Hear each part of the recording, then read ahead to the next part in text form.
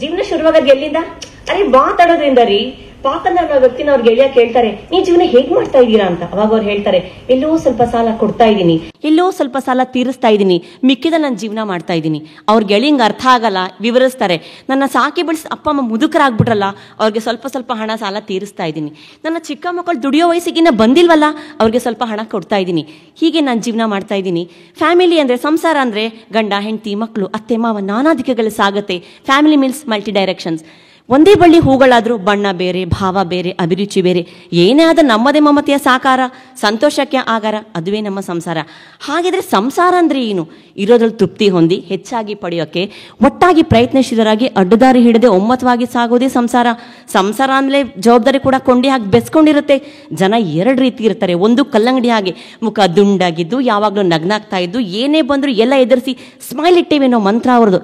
ಇನ್ನು ಕೆಲವರು ಇರ್ತಾರೆ ಪಾಪಾಯ ತರ, ಯಾವಾಗ್ಲೂ ಮೂಡಿ ಫೆಲೋ, ಬೇಸರ ಚಾಯಿ, ಸಣ್ಣ ಸಣ್ಣದನ್ನೂ ಬೇಜಾರು ಮಾಡ್ಕೊಂಡು ತಲೆ ಒಳಗಡೆ ಭಾರ ಹಾಕೊಂಡು ಒಳಗೂ ಭಾರವಾಗಿದ್ದು ನೋಡೋರ್ಗೂ ಭಾರವಾಗಿ ಕಾಣಿಸ್ತಾರೆ. ಸಂಸಾರದಲ್ಲಿ ಅನ್ಯೂನ್ಯತೆ ಬರಬೇಕಾದ್ರೆ ನಮ್ಮಲ್ಲಿ ಇರೋ ಕೆಲವೊಂದು ಅಂಶಗಳು, ಇಂಡಿಪೆಂಡೆಂಟ್ ಸ್ವತಂತ್ರ ಅಥವಾ ಸ್ವಾರ್ಥ ಮನುಷ್ಯ. ಇಲ್ಲಿ ನಾನು ಅನ್ನೋ ಭಾವ ಭಯಂಕರ ಹೆಚ್ಚು. ಸ್ವತಂತ್ರ ಅಂದರೆ ನಮ್ಮ ದಿನನಿತ್ಯದ ಕೆಲಸಗಳನ್ನ ಯಾರನ್ನೂ ಅವಲಂಬಿಸಿ ಮಾಡ್ಕೊಳ್ಳೋದಾಗಿದೆ. ಆದರೆ ಮನುಷ್ಯ ಎಲ್ಲ ತನ್ನೊಬ್ಬನಿಂದನೇ ಸಾಧ್ಯ ಅಂತ ಅನ್ಕೊಂಡಿದ್ದಾನೆ. ಅದು ಸಾಧ್ಯ ಇಲ್ಲ. ಅವನು ಸಂಘಜೀವಿ, ಹಿ ಈಸ್ ಡಿಪೆಂಡೆಂಟ್, ಅವಲಂಬಿತ. ಕೆಲವರಿಗೆ ಪ್ರತಿನಿತ್ಯ ಸಣ್ಣ ಸಣ್ಣ ಕೆಲಸದಲ್ಲೂ ಅವಲಂಬಿಸೋ ಒಂದು ಅಭ್ಯಾಸ ಇರುತ್ತೆ, ಕೆಲಸ ಮಾಡಕ್ ಬಂದರೂ ಕೂಡ. ಇನ್ನು ಕೆಲವರು ಇರ್ತಾರೆ, ನಾನು ದೊಡ್ಡ ಸ್ಥಾನದಲ್ಲಿ ಇದ್ದೀನಿ, ನೀನೆಲ್ಲ ನಂಗೆ ಸಹಾಯ ಮಾಡಿಕೊಟ್ಟೇ ಹೋಗಬೇಕು. ಧೋರಣೆ ಒಳಗಾದ ನಾವು ಸೇವಕರಾಗ್ಬಿಡ್ತೀವಿ. ಇಂಟರ್ ಡಿಪೆಂಡೆಂಟ್, ಪರಸ್ಪರ ಹೊಂದಾಣಿಕೆ. ಇದರ ಸ್ವಲ್ಪ ಮಟ್ಟಿಗೆ ನಾವು ಜವಾಬ್ದಾರಿ ಕಾಣ್ಬೋದು. ಒಂದು ವಿದ್ಯಾಸಂಸ್ಥೆಗೆ ಹೋದಾಗ ಪ್ರಿನ್ಸಿಪಾಲ್ ಬಿಹಾರ್ನವರಾಗಿರ್ತಾರೆ, ವೈಸ್ ಪ್ರಿನ್ಸಿಪಾಲ್ ಹುಬ್ಳಿಯವರಾಗಿರ್ತಾರೆ, HOD ಕೇರಳದವರು. ಈ 3 ಜನ ನೋಡಿದಾಗ ಯಾವ ರೀತಿಲೂ ಹೊಂದಾಣಿಕೆ ಆಗೋ ಮಾತೇ ಇಲ್ಲ. ಆದರೆ ತಮ್ಮ ಜವಾಬ್ದಾರಿನ ಅರ್ಥ ಮಾಡ್ಕೊಂಡು ಎಷ್ಟು ಚೆನ್ನಾಗಿ ನಡೆಸ್ಕೊಂಡು ಹೋಗ್ತಾರೆ ಅಂದರೆ ನಮಗೆ ಆಶ್ಚರ್ಯ ಆಗಬೇಕು. ಬೇರೆ ಸಂಸ್ಕೃತಿ, ಬೇರೆ ಭಾಷೆ, ಬೇರೆ ನಡೆ ಹೊಂದ್ಕೊಂಡು ಹೋಗೋಕ್ಕಾಗತ್ತೆ. ಸಂಸ್ಥೆಗಿರೋದು ಕೆಲವೊಂದು ನಿಯಮಗಳು ಮಾತ್ರ, ಆದರೆ ಕುಟುಂಬದದೆಲ್ಲ ಅನ್ರಿಟರ್ನ್ ರೂಲ್ಸ್. ನಮ್ಗೆ ಯಾಕೆ ಹೊಂದ್ಕೊಂಡು ಹೋಗೋಕ್ಕಾಗ್ತಾ ಇಲ್ಲ? ಬೇಕಾಗಿರೋದು ಮುಖ್ಯವಾಗಿ ಇಂಟಿಗ್ರಿಟಿ, ನಾವೆಲ್ಲರೂ ಒಂದೇ ಅನ್ನೋ ಹೊಂದಾಣಿಕೆ. ಬೈಬಲಲ್ಲಿ ಈ ರೀತಿಯಾಗಿ ಬರೆದಿದೆ, ತನಗಿಂತ ಇತರನ ಶ್ರೇಷ್ಠ ಅಂತ ಎಣಿಸ್ಕೋಬೇಕು. ಅವನ ಅಧಿಕಾರದಲ್ಲಿ ಇರಲಿ, ಮೂರ್ಖನಾಗೇ ಇರಲಿ.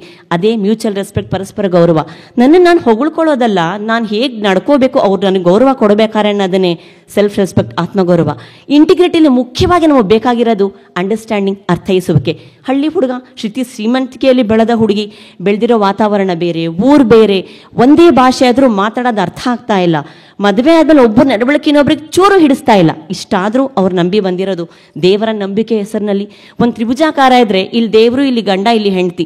ಗಂಡಗೆ ಎಷ್ಟು ತಗ್ಗಿಸಿಕೊಂಡು ದೇವ್ರ ಹತ್ರ ಹೋಗ್ತಾನೋ, ಹೆಂಡತಿ ಅಷ್ಟು ತಗ್ಗಿಸಿಕೊಂಡು ಗಂಡನೊಟ್ಟಿಗೆ ಬರ್ತಾಳೆ. ಅಂದ್ರೆ ಪರಸ್ಪರ ವ್ಯತ್ಯಾಸಗಳನ್ನ, ಪರಸ್ಪರ ಕೊರತೆಗಳನ್ನ ಒಪ್ಪಿ ಸ್ವೀಕರಿಸಿ ಮಾನಿಸಿ ಗೌರವಿಸುವುದೇ ಆಗದೆ ಈ ಅಂಡರ್ಸ್ಟ್ಯಾಂಡಿಂಗ್. ನಮ್ಗೆಲ್ಲ ಬರೋ ಆಸ್ತಿಗಳು ನೋಡ್ಬಿಟ್ರೆ ನಾವೆಲ್ಲರೂ ಬಲಹೀನರನ್ನ ಬಲಹೀನರು ಅರ್ಥ ಮಾಡಿಕೊಳ್ಳುವುದೇ ಅಂಡರ್ಸ್ಟ್ಯಾಂಡಿಂಗ್. ನಮ್ಮ ಕುಟುಂಬದಲ್ಲಿ ಎಲ್ಲ ನಾವು ಅರ್ಥ ಮಾಡ್ಕೊಂಬಿಟ್ರೆ ನಮ್ಮಲ್ಲಿ ಶಾಂತಿ, ನೆಮ್ಮದಿ ಸದಾ ನೆಲೆಸಿರುತ್ತೆ. ದೇವ್ರ ವಾಕ್ಯ ಯಾವಾಗಲೂ ಹೀಗೆ ಹೇಳೋದು, ಹೆಂಡತಿರೇ ಗಂಡರನ್ನ ಗೌರವಿಸಿರಿ, ಮಕ್ಕಳ ತಂದೆ ತಾಯಿಗಳನ್ನ ಮಾನಿಸಿರಿ, ತಂದೆ ತಾಯಿಗಳೇ ಮಕ್ಕಳನ್ನು ಪ್ರೀತಿಸಿರಿ. ಜೀವನದಲ್ಲಿ ಪ್ರತಿಯೊಂದು ಹಂತಕ್ಕೂ ಘಟ್ಟಕ್ಕೂ ತನ್ನದೇ ಆದ ಸಮಯ ಇದೆ, ಕಾಲ ಪರಿಧಿ ಇದೆ.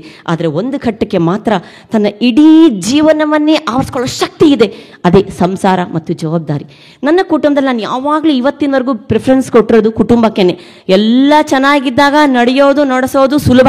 ಆದರೆ ನನ್ನ ಆಸೆ ಕನಸುಗಳನ್ನ ಹೇಳ್ಕೊಳಕ್ಕಾಗದೇ ಇದ್ದಾಗ, ನನ್ನ ಸ್ಥಾನನೇ ಪಲ್ಲಟ ಆದಾಗ, ನನ್ನ ಸ್ಥಾನಮಾನಕ್ಕೆ ಧಕ್ಕೆ ಬಂದಾಗ, ನನಗೆ ನನ್ನ ಮಾತಿಗೆ ಬೆಲೆನೇ ಇಲ್ಲದೆ ಇದ್ದಾಗ, ನನ್ನ ಆತ್ಮೀಯರೇ ನೀನು ಸ್ವಾರ್ಥ ನೀನು ನೋಡ್ಕೋ, ಇಷ್ಟಾದರೂ ನೀನು ಬದುಕಬೇಕೇನೆ, ಎಲ್ಲ ಥರ ಕಲ್ಲುಗಳನ್ನ ತೂರಿ ನನ್ನನ್ನು ತಳಕ್ಕೆ ತಳ್ಳಿದ್ರು. ತಳ ಊರೋದಕ್ಕೋಸ್ಕರನೇ ನಾನು ಮತ್ತೆ ಕುಟುಂಬವನ್ನು ಆಯ್ಕೆ ಮಾಡಿಕೊಂಡೆ. ಅಂಥ ಸ್ಥಿತಿನಲ್ಲಿ ಕಷ್ಟ ಇರಲಿಲ್ವಾ? ಇತ್ತು. ಕಣ್ಣೀರು ನಿರಂತರ, ನಿದ್ದೆ ನೆಮ್ಮದಿ ಸುಳಿಲಿಲ್ಲ ರೀ, ಭರವಸೆ ಮರೀಚಿಕೆ. ಇಂಥ ಸ್ಥಿತಿಲಿ ಕುಟುಂಬಕ್ಕೋಸ್ಕರ ನನಗೆಲ್ಲ ಸ್ವಾರ್ಥನೂ ಕಟ್ಟಿ ಪಕ್ಕಕ್ಕಿಟ್ಟೆ. ಎಲ್ಲರ ಮುಂದೆ ಎಲ್ಲ ರೀತಿಯನ್ನು ನಾನು ತಗ್ಗಿಸಿಕೊಟ್ಟಿದ್ದಕ್ಕೆ ದೇವರು ಇವತ್ತು ನನ್ನ ಇಲ್ಲಿ ನಿಲ್ಲಿಸಿ ಮಾತಾಡಿಸ್ತಾನೆ. ಅದಕ್ಕೆ ಕಾರಣ 2013-14 ನಾನು ನನ್ನ ಹಸ್ಬೆಂಡ್ ಇಬ್ಬರು 1 ವರ್ಷ ಗ್ಯಾಪಲ್ಲಿ ಲೀಡರ್ಸ್ ವರ್ಕ್ಶಾಪ್ ಮಾಡಿದ್ರಿ. ಬಿಕಾಸ್ ಆಫ್ ಬಾಲಾ ಸರ್ ಛಿದ್ರವಾಗ್ತಿದ್ದು ನನ್ನ ಸಂಸಾರ ದಡ ಸೇರ್ಬಿಡ್ತಿವತ್ತು. ನೆಮ್ಮದಿಯಾಗಿದ್ದೀವಿ. ಗಂಡ ಹೆಂಡತಿ ಇಬ್ರು ಕೌನ್ಸಿಲರ್ ಹತ್ರ ಹೋಗ್ತಾರೆ. ಗಂಡ ಶುರು ಮಾಡ್ತಾನೆ, ಸರ್ ನಾನು ಎಷ್ಟು ಸಮರ್ಪಕವಾಗಿ ಜವಾಬ್ದಾರಿ ನಿಭಾಯಿಸ್ತಾನೆ ಗೊತ್ತಾ ಸರ್? ಸರಿ ಸರ್, ನಾನು ತುಂಬ ಹಿಂದನೇ ಕೆಲಸಕ್ಕೆ ಸೇರ್ಕೊಂಡಿದ್ದೀನಿ ಸರ್. ಸರಿ, ನಾನು ಎಷ್ಟು ಚೆನ್ನಾಗಿ ಕೆಲಸ ಮಾಡ್ತೀನಿ ಅಂದರೆ ನನಗೆ ನನ್ನ ಕೆಲಸನೇ ಫಸ್ಟ್ ವೈಫ್ ಸರ್. ತಕ್ಷಣ ಹೇಳ್ತಾರೆ, ಹಾಗಿದ್ರೆ ಇವ್ರನ್ನ ಮದುವೆ ಮಾಡಿಕೊಂಡು ಇಷ್ಟು ವರ್ಷ ಪಸರುಗುಡ್ಕೊಂಡು ಯಾಕ್ರಿ ಜೀವನ ಮಾಡ್ತಾ ಇದ್ದೀರಾ? ಅವಳು ನಿಮ್ಮ ಹೆಂಡ್ತಿರಿ, ಜೀವ ಇರೋಳು, ಜೀವನ ಪೂರ್ತಿ ನಿಮ್ಮ ಜೊತೆಗೆ ಅನುಸರಿಸಕ್ಕೆ ಬಂದವಳು, ಅವಳನ್ನ ವಸ್ತು ಮಾಡಿದ್ರೆ ಏನು ಪ್ರಯೋಜನ? ಹಾಗಿದ್ರೆ ಜವಾಬ್ದಾರಿ ಅಂದರೆ ಶಿಸ್ತಾ? ನಾವೆಲ್ಲ ನಮ್ಮ ಕುಟುಂಬಕ್ಕೋಸ್ಕರ ಎಷ್ಟೆಲ್ಲ ಕಷ್ಟಪಡ್ತೀವಿ, ಎಷ್ಟೆಲ್ಲ ದುಡಿತೀವಿ, ಎಷ್ಟೆಲ್ಲ ತ್ಯಾಗ ಮಾಡ್ತೀವಿ. ಆದರೆ ದೇವರೇ ಹೇಳೋದು ಒಂದೇ, ನೀನು ಮಾಡ್ತಿದ್ದ ಮೊದಲ ಕೆಲಸ ಕೃತ್ಯನ ಮರ್ತ್ಬಿಟ್ಟಿದೀಯಾ, ಬಿಟ್ಬಿಟ್ಟಿದೀಯಾ, ಅಂತರಾಳದಿಂದ ಪ್ರೀತಿಸೋದನ್ನ ಮರ್ತ್ಬಿಟ್ಟಿದ್ದೀವಿ. ನಮಗೆ ಕುಟುಂಬಕ್ಕೆ ಒಳ್ಳೆ ಸಮಯ ಕೊಡೋಕ್ಕಾಗದೆ ಒದ್ದಾಡ್ತಾ ಇದ್ದೀವಿ. ಇಷ್ಟು ತ್ಯಾಗ ಮಾಡಿ, ಇಷ್ಟ ಕಷ್ಟಪಟ್ಟು ನಿನ್ನ ಕುಟುಂಬವನ್ನು, ನಿನ್ನ ಆತ್ಮವನ್ನು ನಷ್ಟಪಡಿಸ್ಕೊಂಡ್ರೆ ಏನು ಪ್ರಯೋಜನ?